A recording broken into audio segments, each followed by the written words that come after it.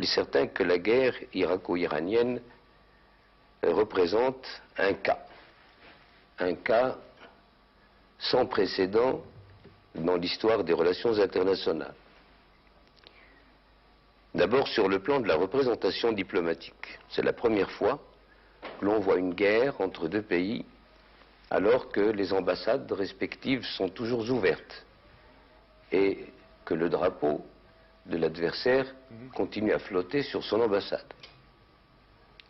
Deuxième aspect, qui est vraiment un précédent, qui peut être extrêmement grave pour la région, c'est que j'ai l'impression que la guerre irako-iranienne, enfin la guerre militaire, n'est faite que pour amuser le public.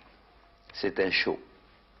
Un show, il y a des fusées intercontinentales, il y a des raids d'avions, il y a des coulages de pétroliers et de plateformes. Et il y a des morts aussi. Il y a des morts, il y a la présence d'une armada internationale comme jamais on en a vu. Mais la vraie guerre, à mon avis, celle qui se passe en dessous, c'est une guerre d'exportation d'idéologie sous couvert de l'islam.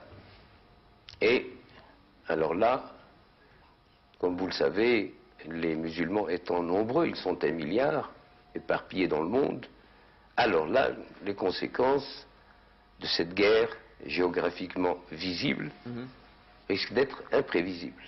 Majesté, justement, à propos de l'islam, vous avez récemment lancé un appel aux musulmans pour qu'ils se réunissent en concile. Vous avez vous-même été très inquiet des événements de la Mecque. La menace pour vous, aujourd'hui, vient-elle du radicalisme de la foi islamique? Ici, en Europe, on dit intégrisme, Majesté. Mais en réalité, il y a deux termes qui doivent être employés dans ce domaine. C'est le fondamentalisme, d'une part, et le radicalisme. Je ne suis pas pour l'intégrisme. Et les gens de la Sunna sont des fondamentalistes. Les gens de la Shia sont... des orthodoxes, disent-ils. Comment? Des orthodoxes, disent-ils. Nous sommes les orthodoxes, les gens de la Sunna. Mais ce projet de synode que vous avez de réunion des sages musulmans, oui. Est-ce que le fait que vous soyez descendants du prophète peut avoir une importance? Est-ce que les chiites reconnaissent cette parenté que vous avez? Ah oui, ils la reconnaissent. C'est du reste de cela qu'est parti le mouvement de la Shia tout de suite après la mort du prophète. Majesté, s'il Car vous on plaît. considérait que, après ces deux premiers compagnons, le khalifa de l'islam devait revenir aux descendants du prophète. Majesté, s'il vous plaît, une petite explication de thèse pour ceux qui sont des profanes. La sunna, la shi'at, qu'est-ce que c'est? Bien, disons que la sunna, c'est le rite orthodoxe musulman, oui. Et que la shia, tout en n'étant pas hérétique complètement, demeure quand même une hérésie, d'autant plus que sous le mot shia, il y a 93 espèces ou sectes ou écoles de shia. La plus dangereuse, la plus extrémiste, celle qui est la plus loin de la sunna, est justement la shia jafariya, qui est le rite officiel de l'Iran.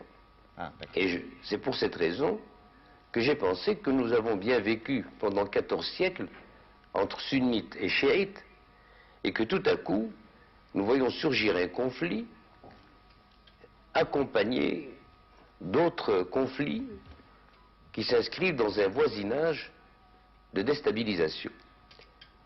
Alors j'ai proposé à ce qu'une conférence islamique ait lieu, d'abord pour qu'il y ait une explication franche, et deuxièmement pour que nous puissions créer des commissions de réflexion entre sunnites et chiites et revenir au moins au statu quo ante avec un minimum de tolérance. Majesté, dans votre pays, croyez-vous vous-même à une menace des radicaux, des plus radicaux? Non, je n'y crois pas. Je n'y crois pas parce que notre religion ici au Maroc est très bien défendue, positivement défendue par notre rite malékite, par nos enseignements religieux et aussi, je le dirais, par nos traditions ancestrales. Mais comment on explique que ce développement du radicalisme musulman dans certains pays? Est-ce que c'est un problème social d'abord, à votre avis? Non, je pense avant tout que c'est un problème d'ignorance. Il ne faut pas oublier que le Coran et les hadiths du prophète sont en arabe. les musulmans, tous les musulmans du monde ne parlent pas l'arabe. La plupart ne savent même pas ce qu'est l'arabe. Ils ont donc recours à des théologiens ou à des professeurs pour leur expliquer tel ou tel verset du Coran ou tel hadith du prophète. Et de ce fait, de soi-même, s'est créé une sorte de clergé qui détenait la vérité et qui détient toujours le fait de dire la loi ou d'interpréter la loi. Vous parlez pour les Iraniens? Pas seulement pour les Iraniens, pour les Africains, pour les Asiatiques. Bien, Majesté, dernière question sur ce sujet. Majesté, croyez-vous possible un vrai dialogue avec l'imam Khomeini? Si nous ne sommes pas trop indiscrets, qu'avez-vous l'intention de lui dire si ce concile se réunit? Je ne pense pas personnellement que si ce concile se réunissait, qu'il y assisterait personnellement. Mais s'il y assistait, je lui dirais, écoutez, vous êtes un ayatollah, vous devez donc connaître les fondements de notre religion. Si vous voulez même un tête-à-tête pour qu'il n'y ait pas d'arbitre dans nos conversations et qu'il n'y ait pas l'impression qu'il y a un vainqueur et un vaincu, je suis prêt à vous convaincre de la rectitude de notre attitude et de vous convaincre de certains dépassements que vous avez accomplis dans la vôtre. Majesté, une autre question, et là nous changeons tout à fait de sujet, nous l'avons appris bien dans le courant de la nuit. Dans une résolution votée au Parlement européen, le Parlement invite les autorités marocaines, et là je cite le communiqué, à libérer tous les prisonniers politiques et syndicaux et à respecter les conventions internationales sur les droits de l'homme. Qu'en pensez-vous, Majesté?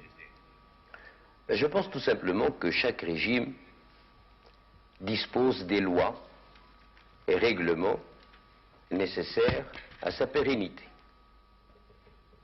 Notre régime, comme tous les autres, a décidé de mettre à l'abri ses institutions, légalement et démocratiquement et historiquement choisies par le peuple marocain. Pour moi, il n'y a pas de délit politique. Le seul délit politique, c'est lorsqu'on prétend que le Sahara n'est pas marocain. Que les non-marocains puissent le prétendre, de bonne ou de mauvaise foi, ceci m'est complètement égal. Mais allez demander aux Français de la Première Guerre mondiale s'ils pensaient que l'Alsace-Lorraine n'était pas française. Eh bien, c'est la même chose. Je suis là pour défendre l'intégrité territoriale de mon pays.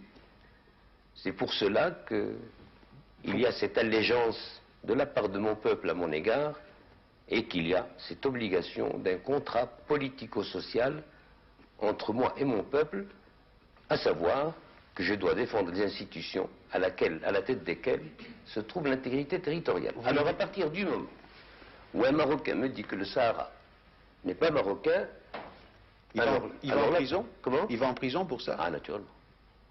C'est un délit d'opinion ou... Ah non, non, non, non. Vous pouvez accepter en France qu'en 68, un Allemand, Cohn-Bendit, traîne le drapeau français sur les Champs-Élysées par terre, suivi en cela par des centaines de milliers d'étudiants.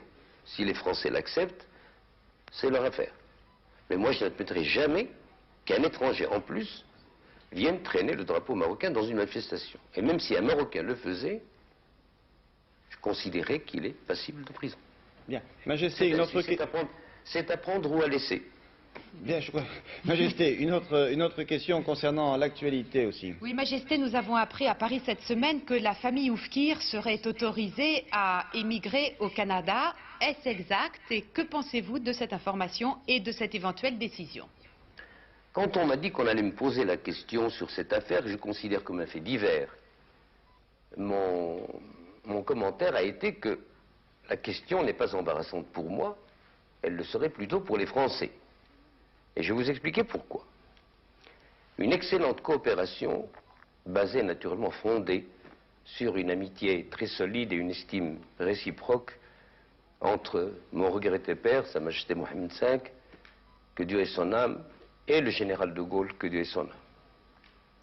Et le début de mon règne était parti sur ce substratum d'histoire récente et ancienne où le sang marocain et le sang français s'étaient mêlés pour la libération du monde.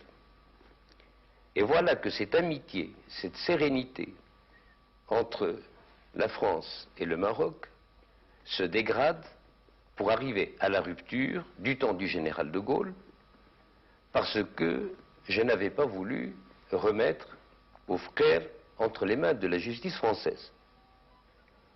On l'a donc condamné par contumace, la presse s'est déchaînée contre lui, on ne l'a plus appelé que tueur, expéditeur d'hommes dans l'au-delà. En France, à ce moment-là? En France, et à ce moment-là, c'était les gaullistes qui étaient au gouvernement, et parmi les gaullistes, il y avait les barons, particulièrement. C'est pour ça que cette question n'est pas embarrassante pour moi. Elle est embarrassante pour la majorité actuellement en France. Pourquoi, au bout de 15 ans, vouloir refaire remonter cette affaire à la surface, alors que, ma foi, ce que nous avons à faire avec la famille du défunt est une affaire qui concerne un souverain et une famille qui fait partie de ces sujets. Je pense que nous l'avons, et nous allons la régler de la façon la plus normale et la plus conforme à ce que nous considérons comme étant notre morale. Est-ce que vous allez recevoir Mme Oufkir comme elle l'a demandé? C'est-à-dire que, après cette réponse, je ferme la parenthèse. D'après ce qu'il m'a été dit, elle se refuse de quitter le territoire, le royaume, tant que je ne leur ai pas accordé une audience. Mais, Majesté, la famille de M. Oufkir a été mise au secret pendant tout ce temps. Est-ce que ça, c'est une période qui est révolue et on termine sur ce sujet? On termine toute l'interview sur ce sujet? Non. Quelle belle conclusion. Non, on terminera avec une autre question de Pierre Serra, mais là, sur ce sujet-là, sur le sujet Oufkir. En ce qui me concerne, j'ai terminé. Bien, Pierre. Majesté, je voudrais vous dire, on a parlé au départ de la guerre du Golfe, on va y revenir. On a l'impression que cette guerre qui a été entreprise par l'Irak et que l'Iran ne veut pas finir, n'a pas de solution. On l'a dit tout à l'heure, il y a trois guerres. Il y a la guerre immédiate entre deux pays voisins, et la guerre qui a débordé sur le Golfe, et puis il y a la guerre séculaire entre les Perses et les Arabes. Est-ce que vous pouvez faire quelque chose? Est-ce qu'il y a une solution? Parce que ça menace tout le monde, et les Arabes en particulier.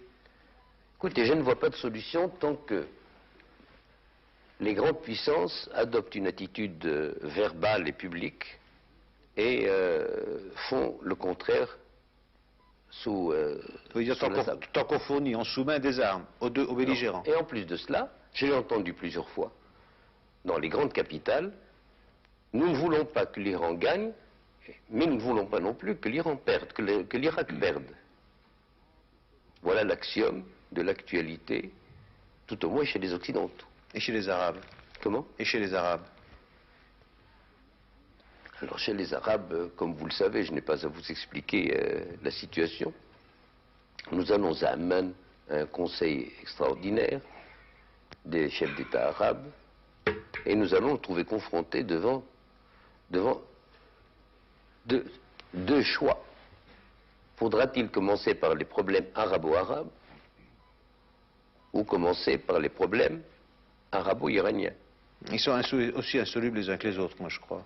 Dans l'état actuel des choses, j'ai l'impression que les contradictions sont arrivées à un tel stade d'exacerbation que tout ce qu'on peut souhaiter, à mon avis, et je suis optimiste, c'est qu'il n'y ait pas d'escalade et qu'on puisse revenir au dialogue dans la grande famille musulmane, plutôt que de la laisser dans la petite famille arabe. Majesté, je vais vous remercier. Nous terminerons sur ce vœu d'espoir. Merci de nous avoir reçus. Bonne chance pour la conférence d'Amman. Merci beaucoup et à bientôt.